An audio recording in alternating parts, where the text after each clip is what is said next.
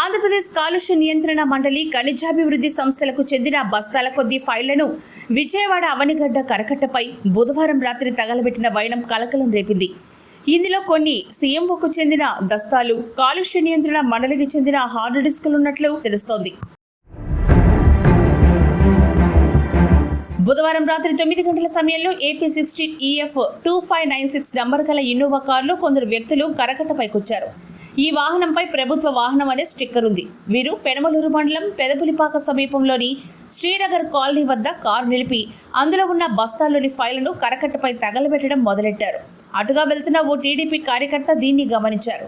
ఫైళ్లపై మాజీ మంత్రి పెద్దిరెడ్డి రామచంద్రారెడ్డి, కాలుష్య నియంత్రణ మండలి మాజీ చైర్మన్ సమీర్ శర్మ చిత్రాలు ఉండడంతో ఆయన వెంటనే పెనమలూరు ఎమ్మెల్యే బోడే ప్రసాద్ టీడీపీ నేతలకు సమాచారం అందించారు.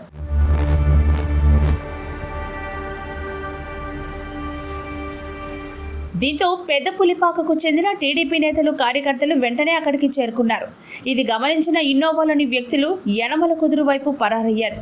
యనమల కుదురులో టీడీపీ నేతలు ఆ వాహనాన్ని అడ్డుకొని పోలీసులకు సమాచారం అందించారు. పోలీసులు అక్కడికొచ్చి కారులో ఉన్న ఇద్దరిని అదుపులోకి తీసుకున్నారు. పెనమలూరు ఎమ్మెల్యే బోడే ప్రసాద్ వచ్చి కాలిపోయిన ఫైళ్లను పరిశీలించారు.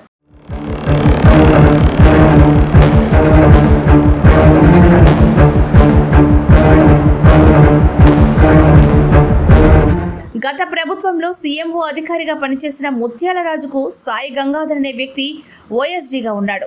దాంతోపాటు పొల్యూషన్ కంట్రోల్ బోర్డులో సీనియర్ ఏఎంగాను ఆయన కొనసాగారు.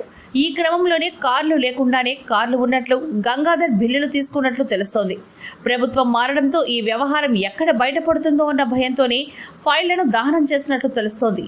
ఇందులో హెడ్ ఆఫీసులో section head Srinivas, Sameer Sharma, OSD Ramarao పాత్ర కూడా ఉన్నట్లుగా డ్రైవర్ నాగరాజు పోలీసులకు చెప్పినట్లుగా సమాచారం. సమీర్ శర్మ ఆదేశాలతో వీరు ఈ చర్యకు పాల్పడినట్లు ప్రాథమికంగా గుర్తించారు.